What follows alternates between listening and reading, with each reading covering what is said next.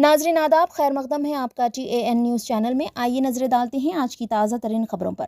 रुकने असेंबली हल्के याकुतपुरा जाफर हुसैन महराज ने अपने हल्के को जल्द अज जल्द तरक्याती काम से मुज़य्यन कर रहे हैं। हस्बे मामूल और वादे के मुताबिक रुकने असेंबली हल्के याकुतपुरा जाफर हुसैन महराज ने आज लक्ष्मी नगर IS सदन डिवीजन का मुआयना किया। हैदराबाद के नीलोफर अस्पताल में आग लगने का वाक़या पेश आया। आतिशज़दगी का हादसा अस्पताल की पहली मंजिल पर वाक़ लैब में पेश आया। लैब में अचानक आग भड़क उठी। आग लगने से इलाके में धुआं फैल गया। शिकागो में डाकुओं के हमले में जख्मी हैदराबादी नौजवान सैयद मजहर अली की अहलिया सैयदा रुखया फातिमा रजवी ने इस हमले की दिलखराश तफसीलात बयान की है। मीडिया चैनल्स के साथ एक खुसूसी बातचीत में रजवी ने कहा कि सफाकाना डकैती 4 फरवरी को हुई। ईरान जाने के ख्वाहिशमंद हिंदुस्तानियों के लिए खुशखबरी। 4 फरवरी से नाफिज होने वाली नई पॉलिसी के तहत हिंदुस्तानी सयाहों को ईरान जाने के लिए वीज़ा की ज़रूरत नहीं है। सिफारत खाने ने एक बयान में कहा कि जनरल पासपोर्ट रखने वाले अफराद को हर 6 माह में एक मरतबा बगैर वीज़ा के ईरान में दाखिल होने की इजाज़त दी जाएगी, जिसमें ज़्यादा से ज़्यादा 15 दिन ठहरने की सहूलत होगी। क़याम की मुद्दत नहीं बढ़ाई जा सकती। बग़ैर वीज़ा ईरान में क़दम रखने की इजाज़त सिर्फ सयाही के मक़ासद को पेश नज़र रखते हुए ईरान में दाखिल होने वाले सयाहों को दी जाएगी। कारोबारी या तालमी मक़ासद के लिए ईरान जाने वाले हिंदुस्तानियों को मुताल्लिक़ा ज़ुमरे के तहत वीज़ा के लिए दरख्वास्त देनी होगी। ईरानी सिफारत खाने का कहना है कि जो लोग 6 महीने की मुद्दत के अंदर एक से ज़्यादा बार ईरान जाना चाहते हैं उन्हें वीज़ा हासिल करना होगा। बयान में ये भी कहा गया है कि बग़ैर वीज़ा दाखिला सिर्फ उन हिंदुस्तानी सयाहों पर नाफिज होगा जो हवाई रास्ते से यानी बज़रिए तैयारा ईरान पहुँचेंगे। तुर्की, अफ़गानिस्तान, पाकिस्तान या किसी पड़ोसी मुल्क से बर्री या बहरी रास्ते से ईरान पहुंचने वालों को बग़ैर वीज़े के दाखिल होने की इजाज़त नहीं दी जाएगी। रुकने असेंबली हल्के याकुतपुरा जाफर हुसैन महराज ने अपने हल्के को जल्द अज जल्द तरक्याती काम से मुज़य्यन कर रहे हैं। हस्बे मामूल और वादे के मुताबिक रुकने असेंबली हल्के याकुतपुरा जाफर हुसैन महराज ने आज लक्ष्मी नगर IS सदन डिवीजन का मुआयना किया, जहां पर ज़ेरे निगरानी रुकने असेंबली जाफर हुसैन महराज के एक थीम पार्क का आगाज़ किया गया, जिसकी लागत तकरीबन 2 करोड़ रुपये बताई गई है। रुकने असेंबली जाफर हुसैन महराज ने मीडिया से बात करते हुए कहा कि इस थीम पार्क के अंदर वो सारी सहूलियात मौजूद है जिससे लोग इस्तेफ़ादा हासिल कर सकते हैं। इस पार्क में बतौर ख़ास कॉलोनी के बाशिंदगान के लिए वॉलेट ट्रैक बनाया गया है। बैठने के लिए गिबल्स पार्क में लाइटिंग का भी इंतज़ाम किया गया है और माबाकी जो काम अभी नामुकम्मल है।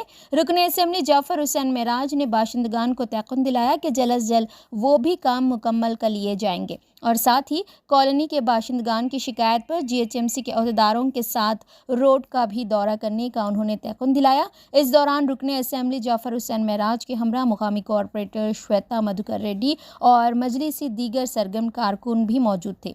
मजलिसी कायदीन अपने हल्क़जात में जल्द अज जल्द सदर मजलिस बैरिस्टर ओवैसी व क़ायद मुक़न्नना अकबरुद्दीन ओवैसी की क़यादत में डेवलपमेंट की राहें हमवार कर रहे हैं। गली व मोहल्ले में CC रोड, पाइपलाइन्स व सीवरेज व दीगर अवामी ज़रूरियाती मसाइल को हल करने की हत्तल इम्कान कोशिश में है। हमारे नुमाइंदे जनाब सैयद तौफीक अहमद साहब की खुसूसी रिपोर्ट TAN न्यूज़ चैनल के लिए। आइए देखते हैं। लक्ष्मी नगर IS सदन डिवीज़न याकुतपुरा असम्बली कॉन्स्टिट्यूंसी में एक थीम पार्क का इनाग्रेशन किया गया, जिसकी लागत यानी अमाउंट 2 करोड़ रुपीस है। ये थीम पार्क के अंदर यहाँ पर सब चीज़ की फैसिलिटीज़ है। इसके अंदर ख़ास तौर से कॉलोनी के लोगों के लिए वॉकिंग ट्रैक भी है, दूसरे बैठने के लिए गज़ीबो भी है और पूरे का पूरा थीम पार्क है। लाइटिंग का अरेंजमेंट है। कुछ काम अभी पेंडिंग है, उसको भी मैंने ख़ास प्रॉमिस किया हूँ कि काम को कंप्लीट करवा दिया जाएगा एज़ अर्ली एज़ पॉसिबल।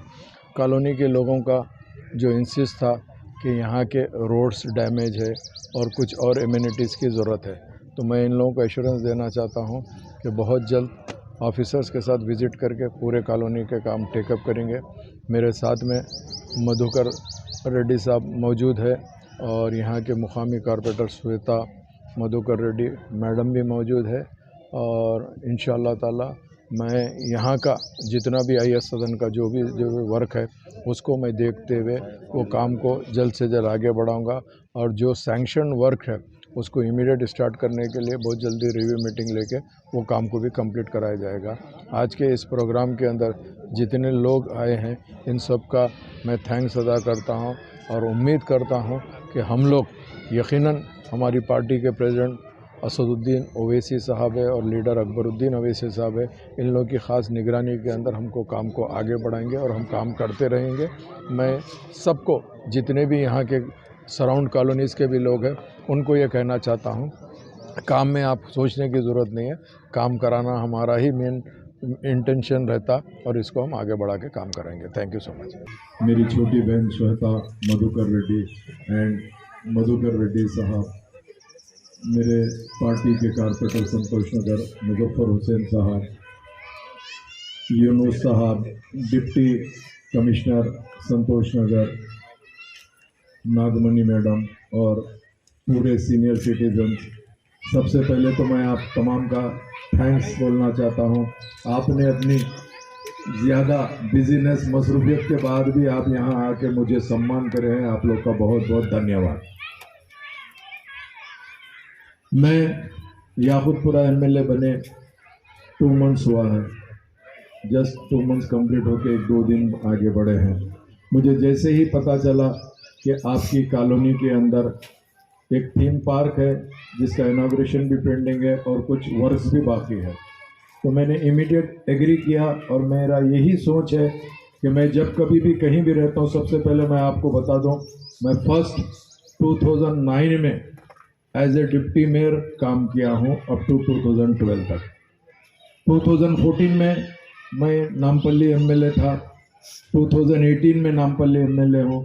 अभी मैं यहाँ पर 2023 में आपका याकूतपुरे का एमएलए बन के आया हूँ। तो आप नामपल्ली के अंदर भी काफ़ी कॉलोनीज थे, अगर जो भी रिलेशन किसका भी है तो आप पूछ सकते हैं कि कॉलोनीज किस तरीके से मैंने डेवलप कराया है और क्या कैसे कराया।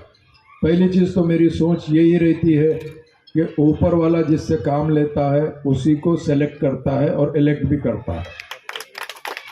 मुझसे काम लेना था, मुझे न सिर्फ सेलेक्ट करा, इलेक्ट किया आप सबके।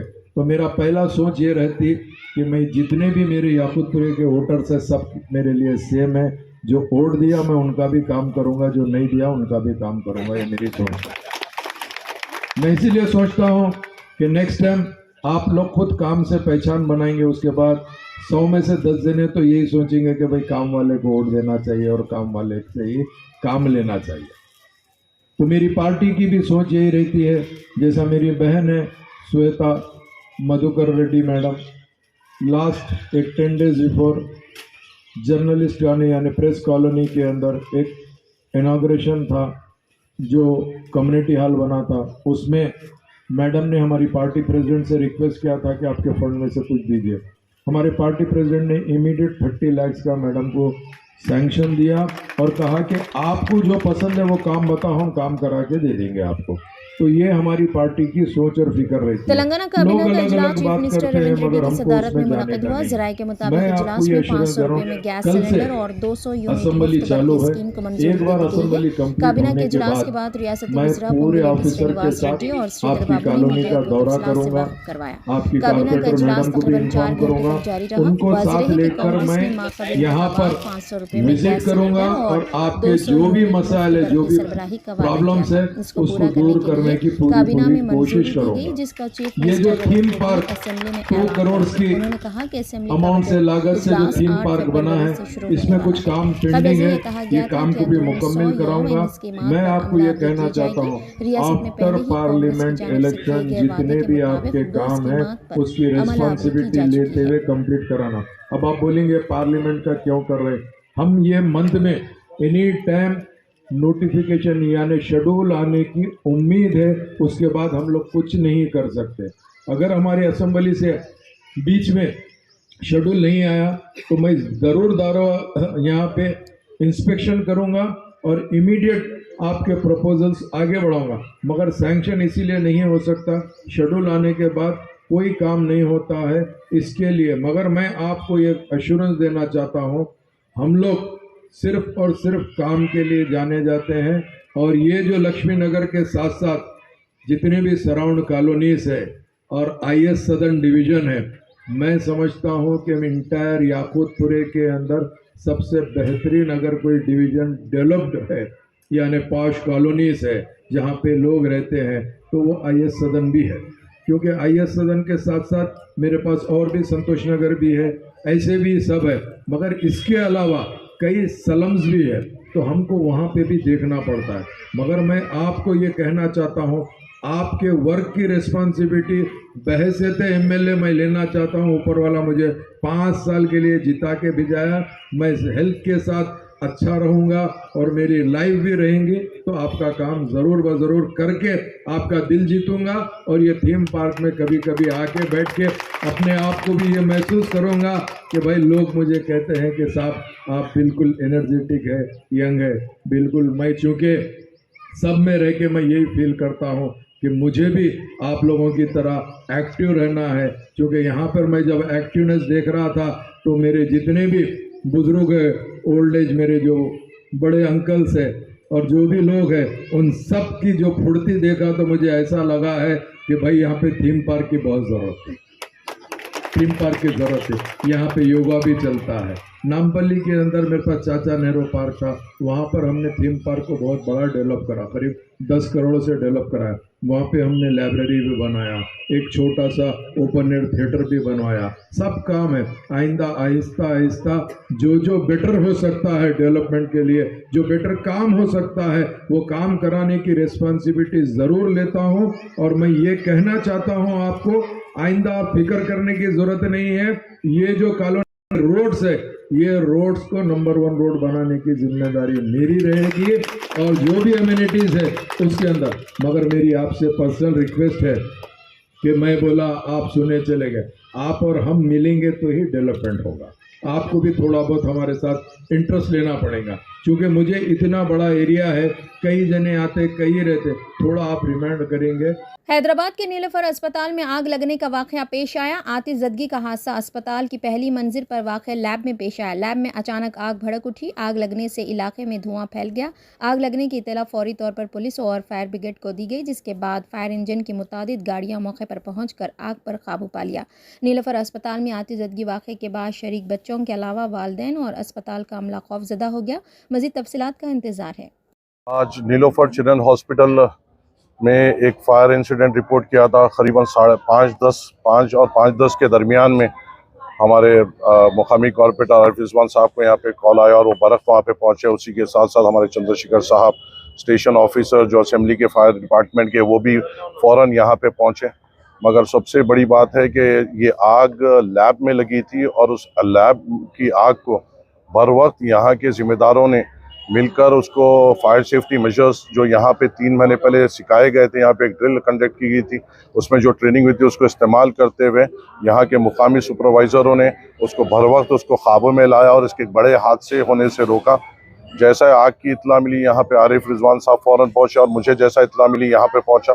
यहाँ पे चंद्रशेखर राव साहब के साथ हमने पूरे बिल्डिंग का मुआयना लिया है। आग पूरी तौर पर कंट्रोल में है और अल्हम्दुलिल्लाह यहाँ पे फायर सेफ्टी इक्विपमेंट्स भी इन प्लेस थे और इंशाल्लाह हम ऐसे हादसों को आगे फ्यूचर में बचाने के लिए ऐसे फायर सेफ्टी इक्विपमेंट्स का और बेहतरीन तरीके से इंतज़ाम इन गवर्नमेंट हॉस्पिटलों में करेंगे, ताकि ऐसे हादसों पे बुनियादी जब शुरू होता है जब ही इस पे कंट्रोल कर सके। अल्लाह का बड़ा शुक्र है कि ये छोटा सा हादसा कोई बड़े हादसे में तब्दील नहीं हुआ और इसको छोटी आग को ही फौरी तौर पे जो लैब में लगी तो उसको कंट्रोल में कर लिया गया।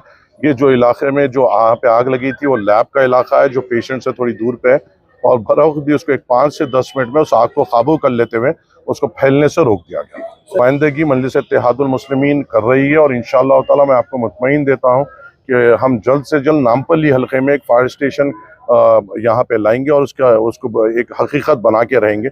उसकी नुमाइंदगी हम कर रहे हैं और उसकी मंजूरी भी आ चुकी है। बहुत जल्द उसका काम पूरा तकमील भी हो जाए। बिल्कुल फौरी तौर पे मेरी सुप्रिटेंडेंट साहब से बात हुई और हम एक फौरी तौर पे एक टेम्पररी लैब करेंगे। मैं अब आपसे मुखातिब हुए से सुप्रिटेंडेंट मैडम के साथ बैठ के जो टेम्पररी इक़दामात लेना है उसका जायज़ा लूँगा और फौरी तौर पे यहाँ के मरीज़ों को किसी किस्म की कोई तकलीफ़ ना हो, इसका मैं पूरी तौर पे इत्मीनानी देता हूँ।